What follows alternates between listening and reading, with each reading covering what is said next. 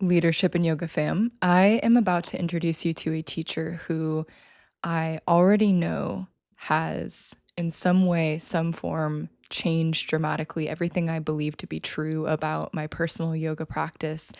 And I am so thankful to have had the opportunity to meet and to practice with and to continue to practice with Marie Belle, or Marie, as you can call her as well. She is an absolute powerhouse teacher, and watching her practice or practicing with her will help you redefine what is possible for you. She is an athlete, an artist, a writer. She is a master of handstands, and that's my words because truly, I mean it. She specializes in somatic and embodiment practices for stress reduction, resilience, and trauma healing, and also is big into intelligent strength training. Marie Belle is an advocate for the Fit Over 40 movement, proving that strength and flexibility and vitality have no age limit. And she also has a Ph.D. in developmental and biological psychology. Maybe you have practiced with her too, somewhere in the United States, the Caribbean, Latin America, Spain, India, or Bali.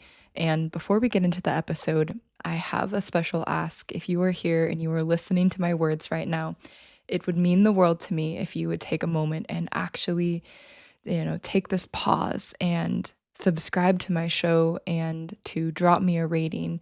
And if you enjoy this episode as well, at the end, to take a moment and to share it with another teacher friend of yours or somebody else that you know would benefit from hearing these words and this story. That is what creates the momentum, and that's what allows me to be able to bring you interviews with people like Marie Belle in the first place. So thank you for doing that and supporting in that way. And without further ado, let's get into the episode.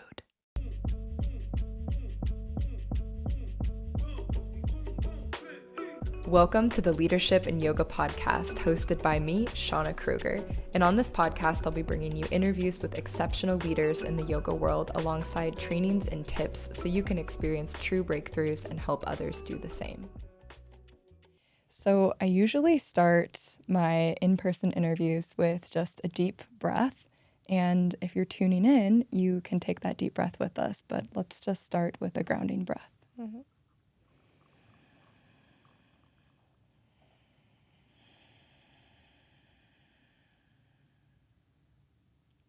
So nice. Marie Belle, welcome to the Leadership and Yoga podcast. I have been eagerly awaiting this day. And, for those of you tuning in, I have to say that I'm absolutely obsessed with your class. I can't shut up about it. Even this morning, I was outside practicing what I've learned from you and putting the pieces together, which is funny because I've been a very big kind of set sequence girly, and I've had a very similar yoga practice for about 2.5 years. And taking class with you has thrown a curveball into that in the best way. So nice. Thank you for being here. Thank you for saying that. I appreciate it. I had no idea. You've told me you like the classes, but I wasn't sure what specifically or what was the curveball for you. I know that you come from set sequences, but I wasn't sure because we met through a Dharma yoga class, which is a sequence template, but eventually you just let go of the sequence as well. So it's beautiful, and I have so many questions for you, but the main one that right off the bat, I was just like, how do you learn to teach like that? How long have you been teaching? I got into yoga in 2007, and I started teaching at the university, not yoga, in 2005. So in 2005, I started teaching as a teacher. Okay. Then I was teaching psychology, but I was actually fortunate enough to receive training. I was a TA, a teaching assistant, and I received training on how to teach. At that time, I was teaching college students. Yeah. So I was taught how to teach adults who are listening, and we want them to develop critical thinking skills more so than absorb everything I'm sharing and regurgitate it. Mm-hmm. So because I had that training and that's how I also function, it kind of translates over to yoga as well. What would you say high level that having that training on actually how to teach people has essentially spilled over into how you teach yoga classes? It's more conversational style. I think maybe that's what you're picking up on, is that I sense it and I deliver it as though it's a conversation. Even if in yoga, for example, the class isn't speaking back, their bodies are, or all of a sudden their face changes or something lets go and there's a little bit of release of tension, and I can see that my words are having an impact. So for me, it's more conversational and like very high level, way too simplistic. But let's say there's three types of learners. There's learners that are visual, so they need to see what you're talking about. And so as a teacher, I very much practice what I'm teaching. And so if I'm teaching something, I can embody it or model it or stand in front of someone and visually shift something. So visually, I'm prepared. There's people who are audial, and so they hear it, and one wants to be very like straightforward with the words. I'm very straightforward with the words I'm using and why I do it the way I do. And then there's others who are more visual, audio, and felt.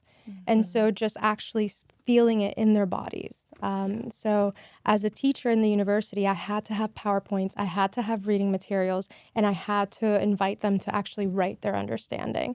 And that kind of just translated over where I'm treating people as human beings more so than people, things that are just absorbing stuff. And I don't go on automatic too much. Totally. Yeah, and not as much of at being kind of just showing everybody exactly what to do without looking and seeing what's going on. But it's interesting even with the words that you use, because even friends of mine that I know write incredible poetry come out of your class and say, was she speaking poetry to us? Yeah. You know, what is it about?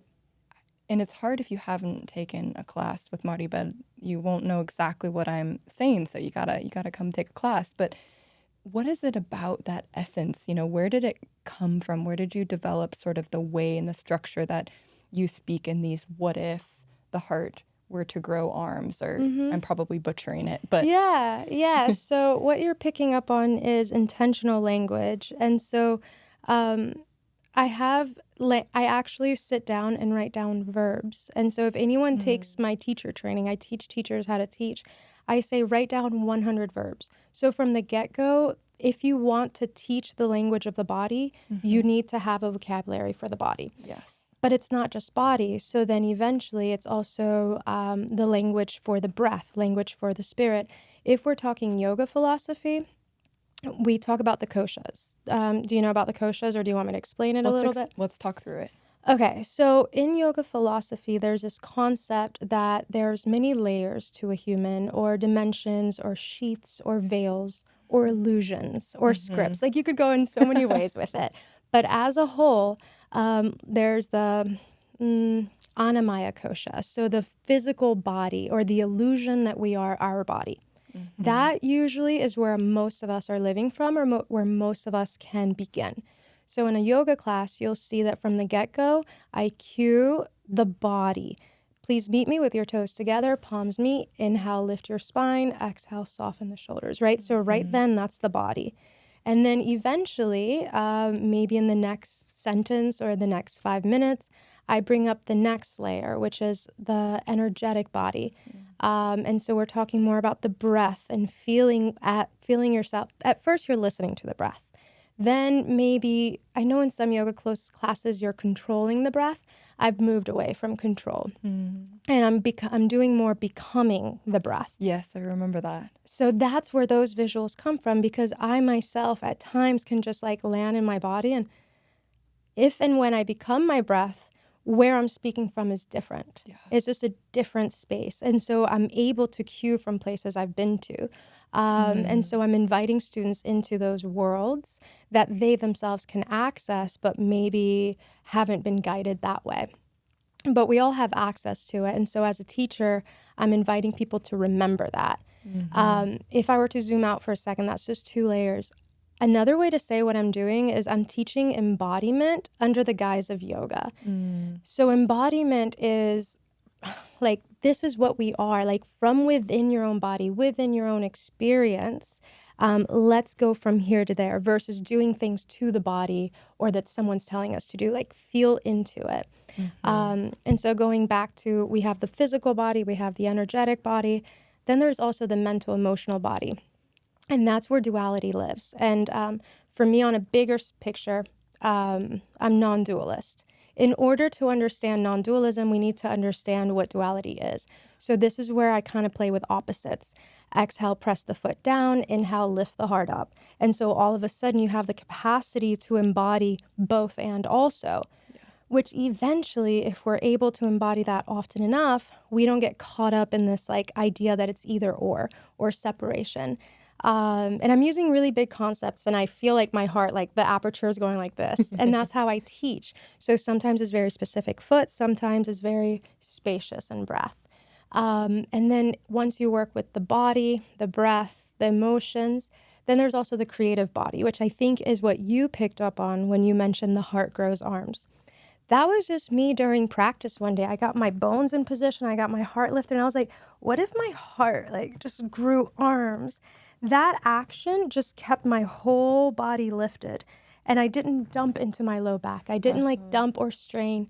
And so sometimes in practice, whether meditation or asana or really good relationships, one can receive information or visuals that clarify where we stand. And the heart grows arms was something for me. And it was the same thing outside of yoga, like in dance. Like, what if you moved as the heart for an entire song? How do the movements shift versus how do you move if you were leading from your elbow or from your wrist? And so I'm really interested in the quality of movement, the quality of speech, the quality of our minds, et cetera, et cetera. And then the last layer, so we went from the body to the energy, breath, to emotions, to the visuals. Then there's just the bliss body. And that's also where at times I'm like, just trust that the cues are enough. Yeah. Just trust and Trust stop the talking. frequency behind them. Yeah. Yes. Or just like those moments of silence or exhale, settle, do you. And so you'll hear that I say that. But yes, my language is intentional, it's conscious. And I've set up the vocabulary enough behind the scenes that when I'm speaking, it can come through in whatever way it needs to come through. I love that you just took us on that entire journey. I'm like eating this up right now. I'm loving this already so much on, Good. less than 10 minutes in. But how do we get students who are just dipping their toes into the yoga practice to understand that all of that is possible and to not feel like, whoa, what are you even talking about? And most of us that listen or people who are tuning into the podcast are fellow yoga teachers or yoga teacher hopefuls. So probably we get it, right? But how do we convey that to people? And you've mentioned writing it down and being very strategic, but I'm wondering if there were any sort of light bulb moments that you've seen in students or breakthroughs in understanding how you can best teach that to people. So I feel like there were multiple questions there because originally I was going to answer like, how do you convey that to someone? How do you convey? You don't. Yeah. You let them experience what they're experiencing them. You guide them into the experience within their skin, within their muscles, within their heart, within their breath. And they're having their own experience that speaks its language that they only know. So it's like we all have this energetic signature, this quantum blueprint. And the practice is just aligning us or returning us to this like original space. And I'm just using the excuse of inhale, step your right foot forward, hands up, look up, right? So from the outside looking in, we're just doing a physical practice. But internally, I start cueing inner layers more and more and more, and then there's silence. So I think a big part isn't conveying it intellectually as much as guiding them into a place where they can feel stillness, or they can feel ease, or they can feel release, or they can feel whatever it is that they need to feel to ground them in the moment. And even if it's just half a second, it's like, something shifted there. And then we don't ever have to talk about it. Usually the conversations come up once they've accessed those spaces within themselves often enough. They're like, what are you doing? It's like, I'm just guiding you into the worlds that you already know, but I'm making it conscious and intentional and athletic. And it's in a group setting. Now, from a teaching perspective, there's definitely ways to do that. And when I lead teacher trainings, I've started mapping it out. So let's say you practice Ashtanga and Rocket Yoga. There's 5 sun salutations, for example. The very first one, you could just cue the body. Inhale, let's say sun salutation B. Inhale, step your right foot forward, hands up, look up. Very, very physical. Everyone in the room can step their right foot forward, hands up, look up. Everyone knows how to do that. And then gradually, on the second sun salutation or the third, people are already getting it. So you can say, inhale, step your right foot forward, lift your heart up, widen through, right? So all of a sudden, there's like this refinement that's now within the body. And then I just keep cueing a little bit more inwards depending on what I see. Now, if I see that people don't know their rights from their left, we stay a little bit more physical. If and when we got the situation and like we've got the pose set up and people are safe, that's where we can go into a little bit more subtle realms. There are also equations that people could use with language. And so when we're learning how to write, one could start playing with, let's say, active, passive, active, or passive, active, passive. Like inhale, lift the ribs up, exhale, soften into that. So you can actively get them standing. Exhale, trust your structure. And so there's this weaving or like the aperture of the heart opening and closing, or just you trusting and guiding, trusting and guiding.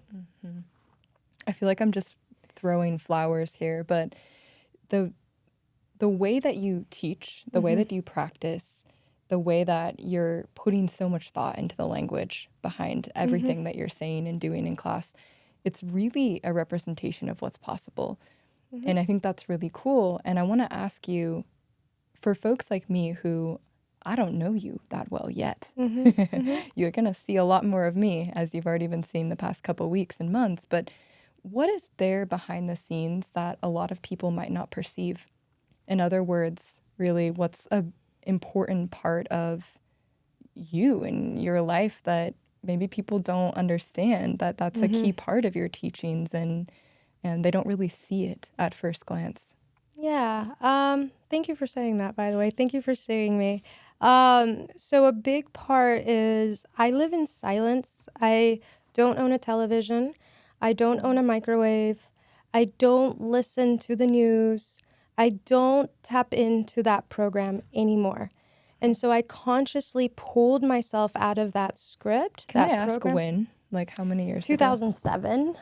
So it was when I was in graduate school, and April 16th just happened, and I just posted about this. But immediately, I was part of the school shootings in the sense of I was in a building that was locked for hours, and I couldn't leave while there was shooting going on. And so hours after it happened, we were allowed to exit the building. The minute I exited the building, there were cameras all in my face. And at that point, I said, I fucking hate the media. I fucking hate the circus. I am out. Yeah. This is bullshit.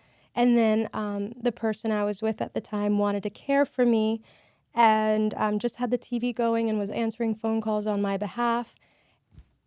Leave me alone. Like, I just wanted to be left alone. The TV is part of it. News is part of it. Microwave and fast life is part of it. I handle stuff by creating a cocoon and going into my space. This is why I love Ashtanga, and that's actually what helped me get my voice again, because Ashtanga is a silent practice, and then you just tune into the breath, and which we can talk about later. But yeah, so I let go of the TV. So a big thing I have going, if we were to reel that back into the original question, I feel like I have a particular level of insight into I see the media as a nervous system, or I see the media as the endocrine system, the nervous system that people now have like dysregulation. And dysregulation has become the norm. And if I'm dysregulated, that means I care. And that to me is not absolute truth. You can care about things without being dysregulated. You can care about things without having an opinion. You can care about things without demanding other people think the way you do. And so because I'm not part of that on purpose, when I observe what's going on, I feel like I'm like looking into a snow globe. And so where I'm speaking from and what I'm speaking to is from outside of that. But all the while, at times, I do expose myself to it. And I'm like, oh, God, I'm in such a bad mood. I'm such in a bad mood right now. And I notice how I try as much as possible that my emotions are mine. My nervous system is regulated. And it takes a lot of work and it's a lot of silence. A lot of silence. When people visit my house, they're like, you don't have a TV? Like, you don't have music going on? Yeah. Like, no, I'm hanging out with my dogs. I'm hanging out with my chicken. The windows are open. I can hear the wind chimes. I can hear the birds. Like, Can hear my space between my thoughts mm-hmm, occasionally rather mm-hmm, than the background filling noise. mm-hmm. Yeah, Yeah, I yeah. agree. We also So, don't have a TV, although it's quite noisy enough in the apartment complex that I feel like mm-hmm. it makes up for that. But Yeah, I love that. So yeah. taking us back to then this moment where you find your voice again through yoga after experiencing this Mm-hmm, traumatic school shooting event, mm-hmm. which, yeah, it was the 18-year anniversary, Yeah, which is right? so long ago. Yeah. But I feel like at times I wrote about that a little bit ago, and I was like, why am I still feeling like this? And I was talking to someone, and she was like, you're furious. I can feel the fury behind what you're saying and how you're feeling. And I was like, I am furious. I'm so mad. And so when I finally owned that, then I was able to grieve. And so what I just wrote recently, I feel like was a carcass just removed. And now I'm like, whew, Yeah. I think I'm gonna. We'll see. Grief has its many layers, but yeah, I wrote about that recently, and I feel like, that's yet another layer of that. And were you at this point about to begin your PhD, Mm. or So, what was the timeline? yeah, so I was lucky enough to have a 5-year scholarship for Virginia Tech, and Wow. so it was a 5-year scholarship to get my PhD. En route, I was getting my master's. Technically, one isn't supposed to drop out after their master's, but I was working on my master's, and that was 2 years in, so I still had 3 years. Um, what happened after the shootings, because it happened April 16th, that's pretty much the end of the semester. Yeah. Like, I'm teaching right now at University of Houston, and students really only have 2 weeks left of school, and then they'll have finals. The reason I'm sharing that is when April 16th happened, Virginia Tech offered all students to if you're happy with your grade, you can be done with the semester. You don't have to come back to school. Mm.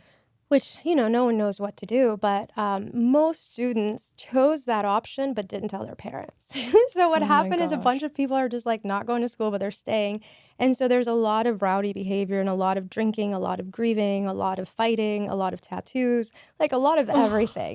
Everyone's just bonded, trauma bonding, and or a bunch of people left.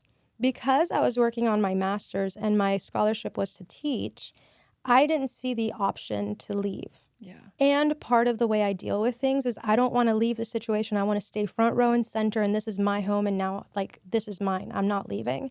And so I stayed teaching, but there was clear resentment and so the way it worked out with me, the way trauma works out in my body is I stopped, like, listening to people. I stopped talking. I stopped making eye contact.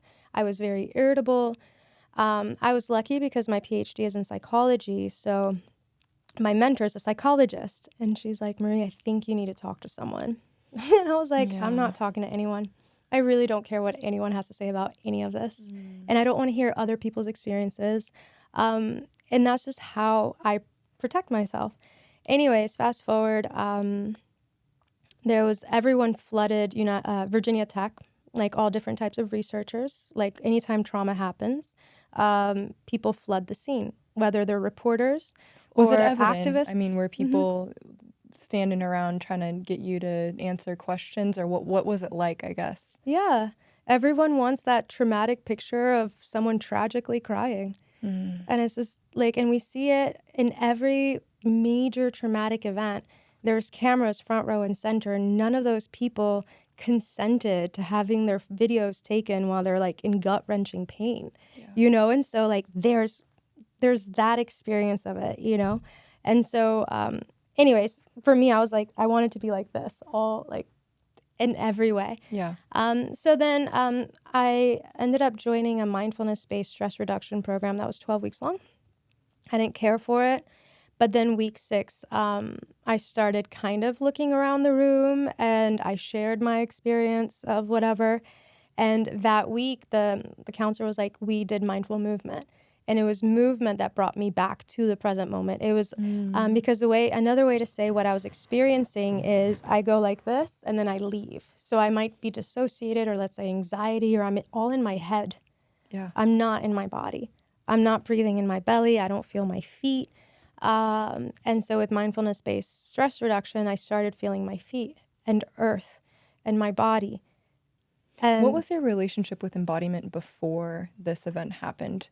I mean, were you in sports? I've always been very athletic, but it was more ball sports like volleyball, basketball, softball, soccer. At NC State in college, I did the snowboarding team. In Virginia Tech, after this happened, I joined the boxing team for like a semester, but then I got too aggressive. I was like, boxing is not for me. I mean, it is for me, but then I needed to work out my anger in a different way. But yeah, so that was my experience with that. Okay. But yeah, I forget what the original But coming question back was. online, you felt the sense of embodiment rather for the first time that you remember in your life to that level. That's what I'm I asking. wouldn't say necessarily in my life. I would Okay. say since the shootings. Okay. But maybe also in my life. But I feel there's more and more parts of me coming online at different time points. And I'm like, there are times where I feel I have it and I'm here and I'm present. And other times give me like 10 years. Maybe I have childbirth. And it's like, whoa, it's a whole nother layer of being present. Yeah. So in general, it's like, I would say that I landed in my body for the first time since April 16th is what I was saying in that situation. And so the counselor recommended I do yoga. Okay. And I started taking yoga. Fast forward, I ended up falling in love with one of the teachers as a best friend. I was like, she's going to be my best friend. And she was teaching Ashtanga. And I just loved it because it was athletic. It kicked my ass. And I was exhausted. And I could actually just rest. And I hadn't been able to rest. And it just so happened that she was about to do a teacher training that was Ashtanga based. And it was 1 weekend a month, every month for 9 months. So from August to June. And I joined it. And what I loved about it, it was just silence. There was no talking about anything. It was just practice. And my teacher was this amazing human who knew what had happened. Yeah. He knew what had happened. Every one of us were Virginia Tech students. Every one of us were there in April, and we did the teacher training in August. But we never had to talk about it. We didn't have to trauma dump on each other, but energetically there was something of depth happening.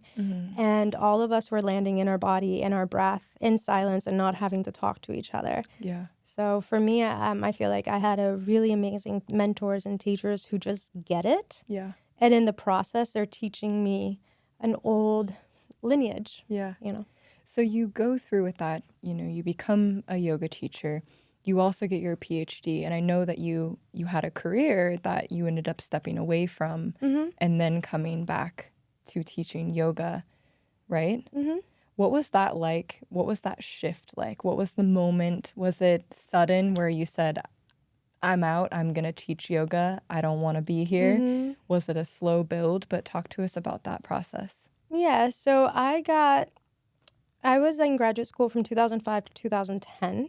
In 2007 was when I started, that's when the shootings happened and stuff. So from there on out, I started doing yoga and teacher trainings. And it just so happened that as I finished one teacher training, yoga studios were starting to open, but it was a hot yoga studio. And so the owner of that studio offered to train me in hot yoga and vinyasa yoga if I would teach there. And so all of a sudden, all of these teaching opportunities from a yoga perspective started coming up. At the time, I just wanted to break even. So I would teach there in order to get a free membership. And I was still getting my PhD, and my PhD is going to be it. Then when I got my PhD in 2010, I applied for jobs everywhere, and I wrote a postdoc for Harvard Medical School to just do long-term studies on the effects of yoga on social emotional intelligence on children. And so it was going to be a long-term study on children, following them through college. And so I did that. I applied. I didn't hear back, but I got a job with the U.S. Department of Education in D.C. And I didn't want that, but there were no jobs available, so I took it, and I moved to D.C. And within a month of living there, working there, I realized it wasn't for me. It was a lot. We were just sitting in a cubicle, writing memos about memos, asking permission to write another memo. It was very admin, paper heavy, and getting nothing done. It was a Yeah. lot of busy work. And I remember being like, I did not get my PhD to do this. I did not get my PhD to sit next to people who hate their lives, hate their jobs, are constantly gossiping, and aren't getting anything done. So that was my experience with the U.S. Department of Education. And within a month, I accidentally quit. And meaning I had every intention of getting my salary that I negotiated for a year and then maybe teaching yoga. I was like, I Yeah. don't know. I don't know if I could live off yoga just yet because I Yeah. had not imposter syndrome, but I have a lot of reverence for really good teachers. Yeah. And I've been lucky to have really good teachers to the point where I don't need to make it my career. So and so already exists, and I have my PhD, so I'm going to do this. But anyways, one day I just got fed up with what was happening and I just said, I'm done. This is my 2 weeks notice. I didn't mean to say it out loud Wow. 1 month in, but it came out. And so I had already signed a 1-year lease to my apartment in DC. And so I was kind of like, I felt I was stuck. And the good thing is I had been writing that postdoc, which I wrote when I graduated, but I hadn't heard back. And because I didn't like my job, I was already applying to other ones. That's Yeah. technically what most people are doing in their cubicles, working at those departments. It's just like looking for other jobs, Let updating me your resume. out. Yeah. Yeah. And so what was really interesting is less than a week or two after I put in my 2 weeks notice, so I'm still sitting in that cubicle like, what did I do? I heard back from Harvard Medical School Mm. and I got accepted for my postdoc, which was like, wait, what? So that was offered to me. And then I heard back from George Washington University, which is in DC, and they're like, we have these 3 classes we'd like for you to teach. And at the time, I was also going to yoga studios, and one of the owners, here's a hot tip. If ever you want to get a job somewhere, go and make yourself known. So like I kind of sort of thought I may want to teach yoga. And so I would go to different yoga studios and find out who the owner was. And I went and took the owner's class. I Yeah. didn't say who I was. I didn't say what I was there for. I was like, let me see if I like this. And I Yeah. genuinely liked her. And then during class, she was like, who are you? And then we ended up talking afterwards. And she said that she was opening up another yoga studio but didn't have enough staff. Would I be available and how often? And I was like, I could make myself available all the time, and I teach Ashtanga. So technically, we practice 6 days a week from 6 a.m. to 9 a.m. So all of a sudden, I was given like that. So 3 different incredible opportunities in mhm. exchange for cutting one bad, or not bad, but It was. undesirable Yeah. reality out. Yeah. Yeah. And again, that kind of goes back to that original question about like what people don't know is like I take myself out of programs when I'm like, this is not working for me. And I've had good mentors. And I remember I was crying to one of my mentors, like, what is happening? This is like really hard. And like, I want my dad to be proud of me. I have my PhD. I should be getting paid for my PhD. Yeah. And my mentor said, like, you could ignore how you're feeling and stay in this job, or you could go ahead and make the decision now in your 20s Yeah. to follow your heart and invest in yourself. That's what your 20s are for, and just see what happens. And so what happens is life is a cycle and things come and things go. And she was like, 10 years from now, you're going to wish that you had taken a chance on yourself. Obviously, you could take the Mm. safe route, depending, negotiate what you need to negotiate. But I don't doubt this same concept is going to come up in 10 years. Yeah. And you could numb. You could start using substances. You could start hating your life. You could start gossiping at work and just becoming that type of worker. Or you could actually go towards something that lights you up. So, What did you say that you wanted to be when you were little? well, I said doctor, teacher, and vet. Those are my 3. My dad's a doctor. I always was like Mm. teaching my dolls. We moved around a lot, so I was like, I have a very vivid imagination. Like I create a lot of stories. So yeah. Mhm. And at what point did you stop kind of doubting the path that you had left? Does that make sense? Because you had Mhm. left the PhD route, of Yeah. working and directly putting that into play, although I don't doubt that it goes into your teaching regardless. But was there a moment where you felt free from that decision? Was it immediate? Did it take I got lucky. months? I got lucky because I said yes to the things I wanted to say yes to. Yeah. I feel like if I would have said yes to Harvard, I may have started that whole cycle again. And I would have said yes to Harvard because they're prestigious and like how amazing if I It's had like Harvard. Harvard behind my name, you know, and it was Yeah. medical school. It wasn't just like graduate school, which is also impressive. But yeah, I feel like it happened almost instantly, but it was more in the quality of my life and the quality of people I started meeting. And Yeah. so I have this blessing where I get into things before they become big. And at Mm. that time, yoga was taking off a little bit, but I got in such a way that all of a sudden, like within a year or two, a bunch of other yoga studios had opened. And so more and more work was coming my way, and more people were becoming interested in yoga. And the students were amazing. And so for me, I derive a lot of pleasure from connecting with people who are doing the work, Sure. which is also at the university at GW. Those students are brilliant. Like, I taught at Virginia Tech and they're awesome. But GW, like, there was a different layer of questions. So I would teach about something, let's say, um, like head trauma and memory Mm-hmm. loss. And someone would ask, well, what does this mean for morality? I was like, whoa, Mm. like we can have actual deep conversations. We don't have to talk about what the textbook says on page 17. To me, it was very fulfilling to have dialogue with students who wanted to be there. And I don't take attendance anywhere I go. So I would tell students, like, if you don't want to be here, please don't come. And so all of that to say, I only Wow. work with people who want to be there. Wow. And so that automatically is fulfilling. It doesn't Yeah. matter about money. I haven't talked about money this whole time. I mean, in the sense of this situation. Yeah. And if I were to talk about money, the main thing I wanted was to break even. I didn't want to go in debt. That wasn't too bad. Like the university was my rent and yoga was my groceries. And Mm. because of grad school, to this day, I still am able to live under $30,000. Like Wow. I don't need to spend more than that, you Yeah. know? So, When do mhm. you when do you embrace that version? I just want to get a clear picture of, you're going down this path, and I feel like we can talk a little bit here too about self-doubt. I mean, did you doubt yourself? Because you mentioned, right, you had a little, not imposter syndrome, but you wanted to be the best teacher that you could be. Mhm. Talk to me a little bit about your relationship with, let's say, doubt or self-doubt. Well, I have really good teachers. And so within the yoga world, that Ashtanga yoga teacher in Virginia Tech, when I was in DC, I started sharing with him that people in DC were really territorial in the Ashtanga world. And I started being exposed to a very shallow, snarky, like aggressive version of Ashtanga that was like, well, who's your teacher? Never heard of him. Then you must not, it was like that kind of attitude, Yeah. like very cliquish. And I was never exposed to that. And I've also never been attracted to that. So Yeah. for me, it's not like I wanted to belong, but I wanted to know what was going on. Sure. And I've always seen myself as an outsider, not good, not bad, but I see myself as an anthropologist. So I was like, what is going on here? And I asked my teacher, I was like, hey, so no one here has heard of you.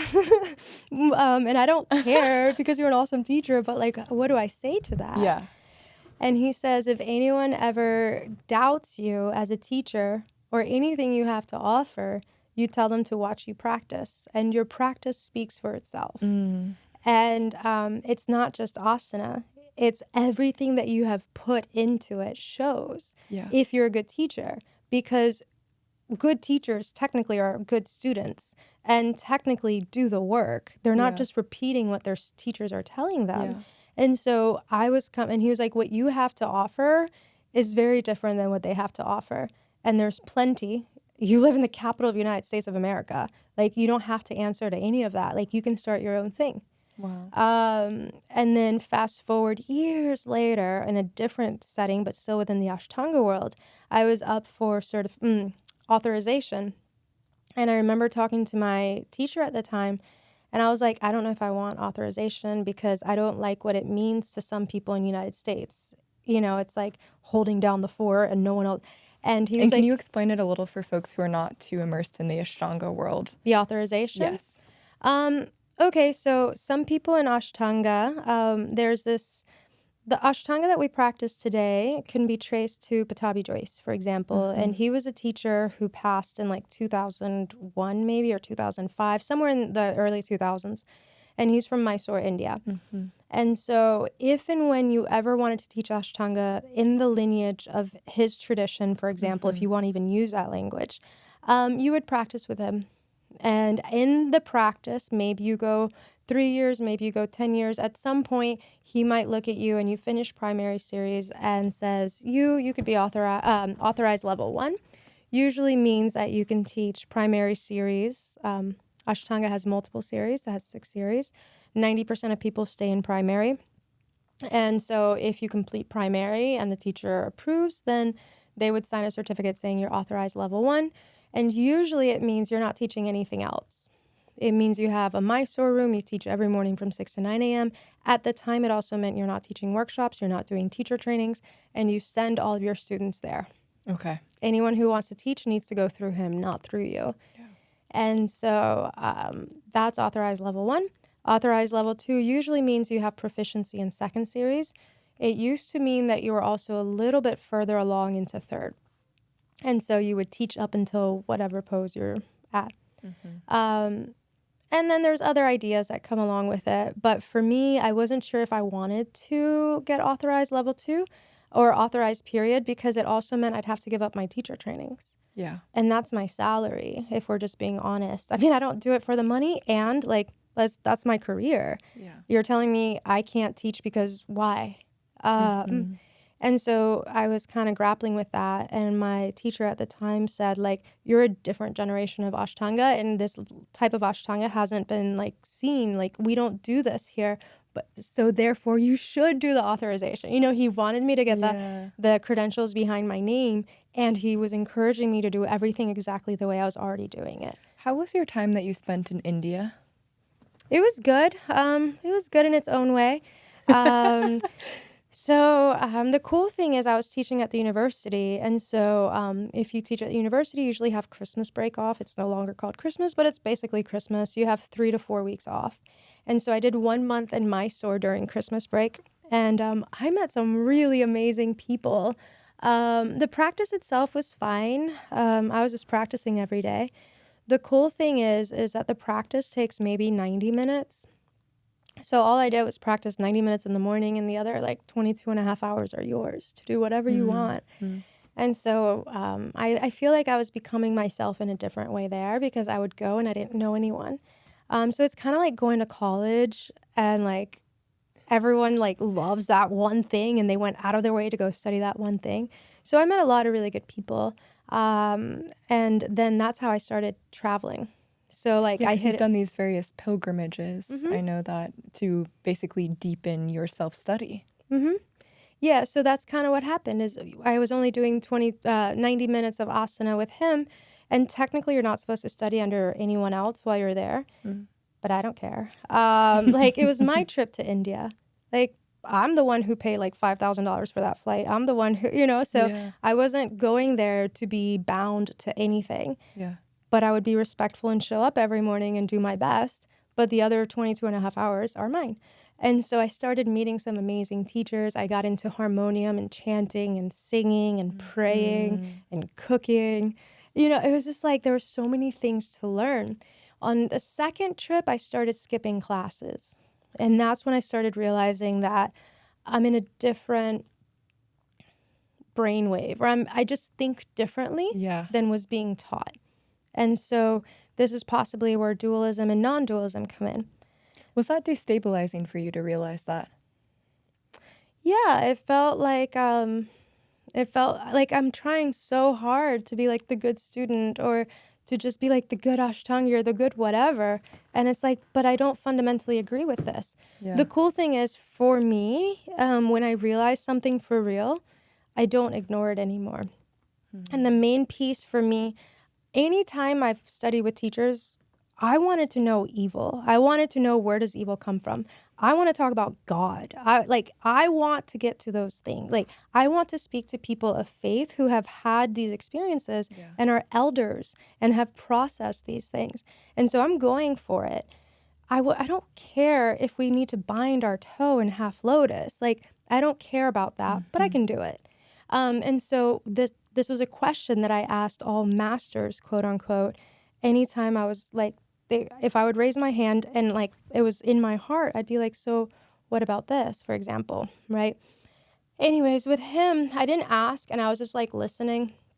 I guess I need to rewind. In Mysore, I practiced with Sharat. He passed this fall. So, but I practiced with him.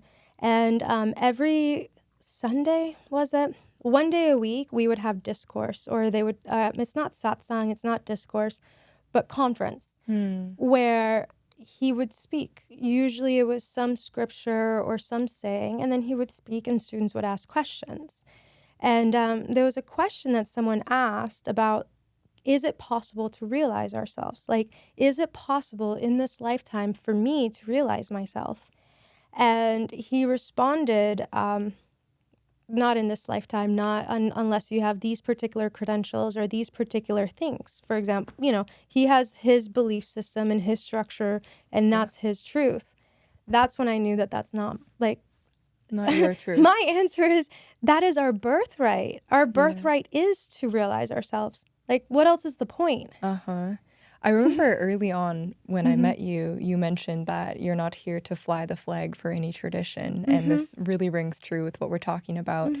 But I want to hear, how has that experience been for you? I mean, have you received pushback? And as much as you're wanting to share, I mean, I want to hear about that, because I similarly have felt somewhat on an island in terms of how much I commit myself to a particular practice versus what I feel like others expect of me to commit to it. So talk to us about when you decided, hey, I'm not going to fly the flags for these traditions. I wonder if it was gradual. So that one was very clear right then and there. Yeah.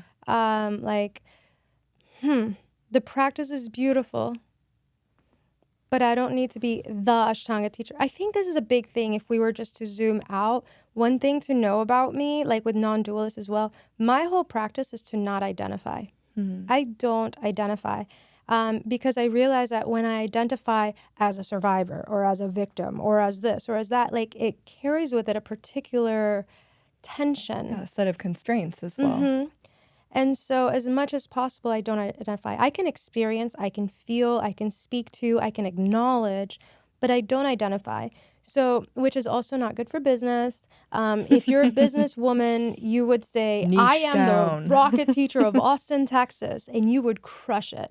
Or I am the Ashtanga guru of Georgetown. Like, you would rock out and get really good at that. And then once you build that, would it make sense possibly to push back and back because you've already established yourself as an authority? With that being said, when I moved here in May, so it's almost been a year, I came in like blank slate. I am a teacher of yoga. I'm a teacher of embodiment. I'm a teacher of psychology. I'm a teacher of whatever you want me to teach that I practice, I will do. But I don't want that to be my identity. And I don't want people to flatter me and say, I want you to be this person for this studio. I was like, no.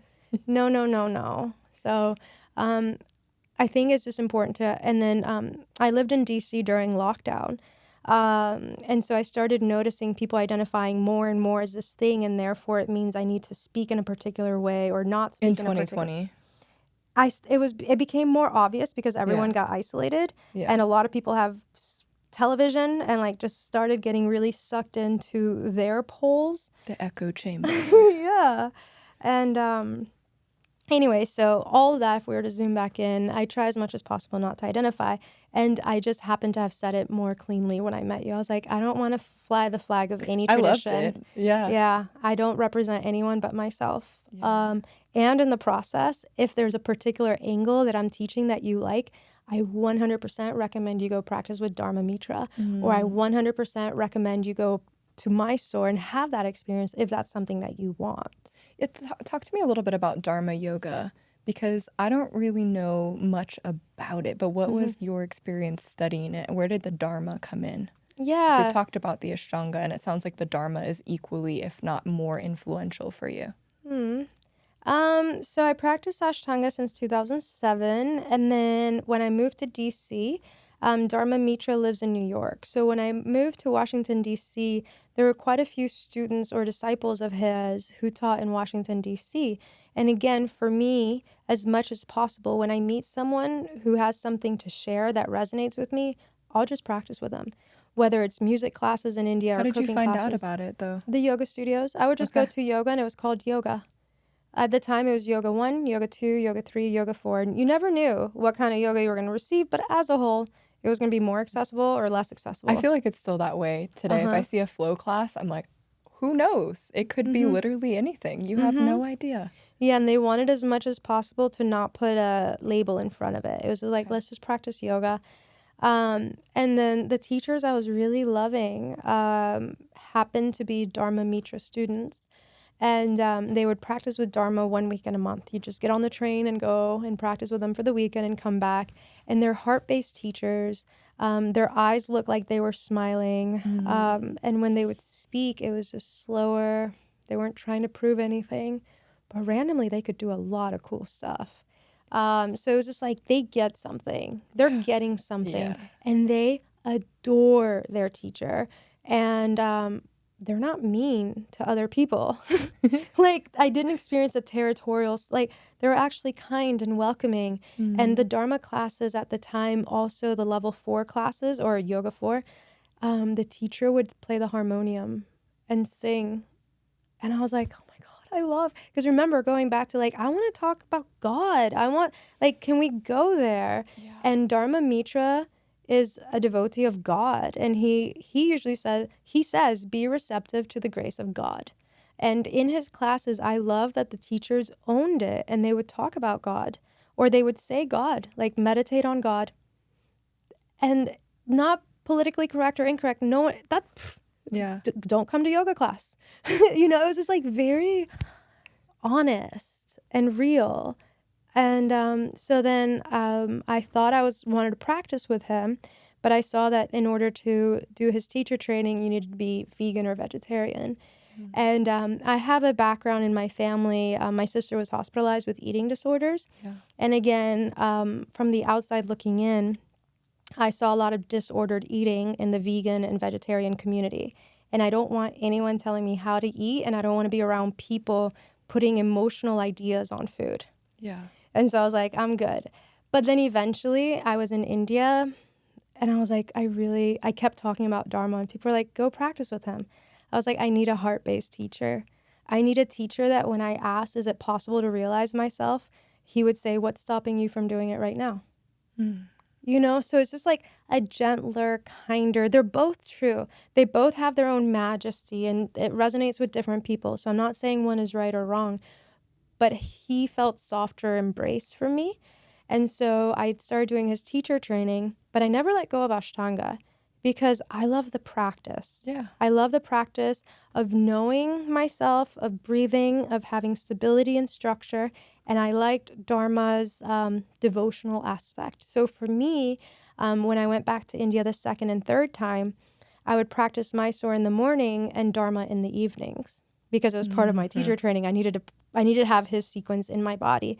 And I thought it went really well together because from a physical and biomechanical perspective, Ashtanga is very linear and like structured and it's very clear. Dharma is more curvilinear, like the front and the back body are lengthening. It's going to be more back bending. You're offering your heart to God, whether up to the sky or down to the earth or over here to the... So it's a lot more thoracic mobility, if we're just like being honest. Whereas in Ashtanga, it was just a lot of flexion, forward folding. And in second series, there's a little bit of back bending. So for me, I saw them as complementary. And going back to not wanting to identify or false duality, in the Ashtanga tradition, they were telling me I had to choose. And I was like, no, I don't. And they're like, you can't just pick and choose from any practice. And I was like, that's what every human in this world has ever done. Yeah. Why would I not choose what's right for me based on my own education and based on my own experiences? So I have consistently kind of like resisted being labeled or made to choose when you choose if you think a choice needs to be made, but I don't need to choose. and I'm quite happy. Mm-hmm. And people do like me as an Ashtanga teacher. So that's the other thing that's been happening is I started teaching Mysore, but Mysore is just like open practice, meaning just show up and practice. And if you understand primary series enough, sometimes people are like, I know you know Dharma. And so then I'd start teaching them a second sequence because my vision is to just have people like in their bodies, like being receptive, Yeah. whether it's through the guise of Ashtanga or Dharma or whatever. Yeah. And speaking of leaders and yoga teachers, what, in your opinion, are qualities of an exceptional leader? Someone who knows themselves and isn't, someone who knows themselves and takes themselves seriously enough to do the work that they're teaching and it doesn't stop. That was the thing I liked about Dharma. At the time I trained with him, he was like 77 to 79. Those were the 2 years that I had with him. He was demoing everything. And not because it's a circus, but because that's how he prays. And so, like, I just love seeing that quality. So for me, a good leader is doing that and has been doing that. And that's where they're speaking from. That's where they're teaching from. It's not theoretical. I love that. Mm-hmm. Also, that makes a lot of sense about you and everything you've just shared with us. A couple of rapid fire ones here at the end. What challenges you the most? There's two things. The personal one is more like relationships. Yeah. Like I said, I live alone. I have no TV. Like I am good on my own. And my mentors are like, you need to learn in relationships. I was like, Ashtanga is alone. Call it Dharma the is alone. 7th series. Mm-hmm. Yeah. Yeah. And then the second piece, which is totally different, but it kind of goes back to my original question about evil, is cruelty. Like I recently got chickens, and as petty as it sounds, they killed one of my own chickens. Like they killed them, like, That happens. Yeah.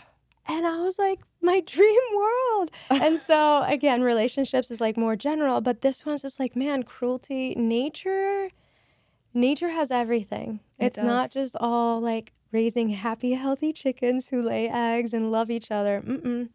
No, there's death, there's cruelty, there's harshness. And what to do with that, I don't know. Yeah. What's your greatest joy? Really, it's where I'm at right now in my life. Like, there was a time in my life, in one of my travels, you keep mentioning pilgrimages, and we talked about India, but I was in Bali as well. And there was this moment where I, like, after ugly crying for a while, I had this realization or remembrance of like a time in my life before I was born, choosing this life. And I chose this childhood or this adolescence or everything that has happened up until that point. I chose it willfully as long as I could be the woman I am now, as long as I could live the way I live right now. And I talked about this to my friends. I'm like, I am living exactly how I want to be living. Like, my nervous system is so happy. My spirit is so happy. My dog is so happy. Like, I'm really, really grateful. And so, like, I live my life right now in a lot of reverence and a lot of, like, awe for God. And I feel like I'm reclaiming my relationship with God. Wow. Yeah. Yeah. Wow. Mm-hmm. That's beautiful. Thank you. So the final few, finish these sentences in about a sentence or so. My vision is. Clear.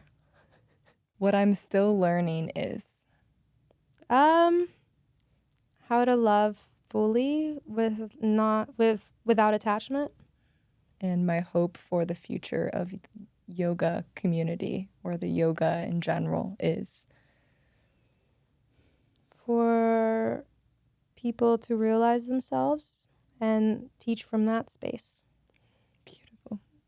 So we've made it to the very final question of the interview, which is the Billboard question. And essentially the idea is that if you had a billboard that was going to be seen by everybody in the world, what would you put on that billboard?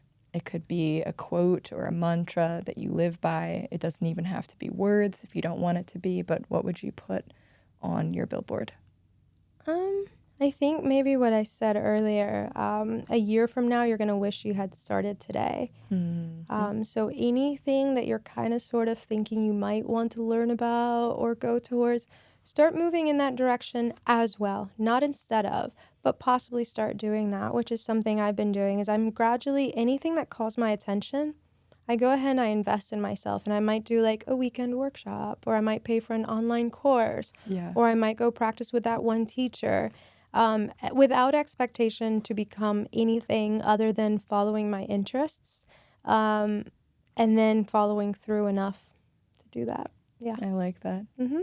Well, thank you so much. I feel like I've been smiling this whole entire Mm-hmm. interview. Let Yeah. people know where they can find you, where they can practice with you, whether that's online or any other projects and trainings and things like that that you have coming up. Thank you. Thank you. So my name's Marie Belle. So you could check me out on Marie Belle PR at Instagram, mariebellepr.com, mariebellepr@gmail.com. Everything. Yeah, I have my own teacher trainings that I do where I combine philosophy along with everything we've shared. And that's under my business called Roots Love Yoga. So that's also another piece, Roots Love Yoga. I teach 200-hour teacher trainings online and in person in Texas. I have a 40-hour Ashtanga one coming up and a 20-hour general, like, just teach. And so the questions you were asking about language, that's in there, like teaching people how to speak from their heart. And then also, and in order to do that, you need to have the vocabulary. So connecting that. I also am a personal trainer. I also am a nutrition coach. Yeah, I So went to the gym with you and it kicked my butt. It was amazing. yeah, I'm loving it. I'm loving it. It's really cool. Ever since I moved to Texas, I feel like I've been more like following on the things I wanted to follow. So that 1 year from now, you're going to wish you started today. That's how I felt about weightlifting. Or like I'd watch these amazing, beautiful, athletic women who just owned who they were and they were weightlifting. And so I just started kind of doing it behind the scenes. I've always lifted, but without a program. Yeah. And ever since I moved here, I've been like, let me get serious about it. And yeah, it feels like I'm really grateful because like I kind of started in August and it feels like the progress has been really cool. It's like Awesome. my brain is all over. Yeah. So I guess the very final question of the interview is, what's your favorite emoji? Okay, this is funny, but not. Like there's this sad one, but doesn't have tear and his like mouth is really far down. Every time grumpy I one. use it, I wonder if it's grumpy. I'm like, I should show you, and then we'll like post it as part of the. Perfect. But it's just like anytime someone says no to me, I'm like, but each time I laugh as I'm sending it, I was like, I hope they get this, and if not, I'll tell them in real life. But it makes me laugh every time I use it. Perfect. Well, drop a hilariously grumpy emoji of your choice, I guess, if you don't know the exact one, into the comments section on Spotify. And if you're listening, thanks for making it all the way to the end of the episode. Thank you. Thank you. Thank We'll you. see you in the next one. Bye. If you enjoyed this episode of the Leadership in Yoga podcast, please take a moment to drop me a rating and subscribe. Also, if you're able to share this podcast with the world, it is greatly appreciated. Thank you.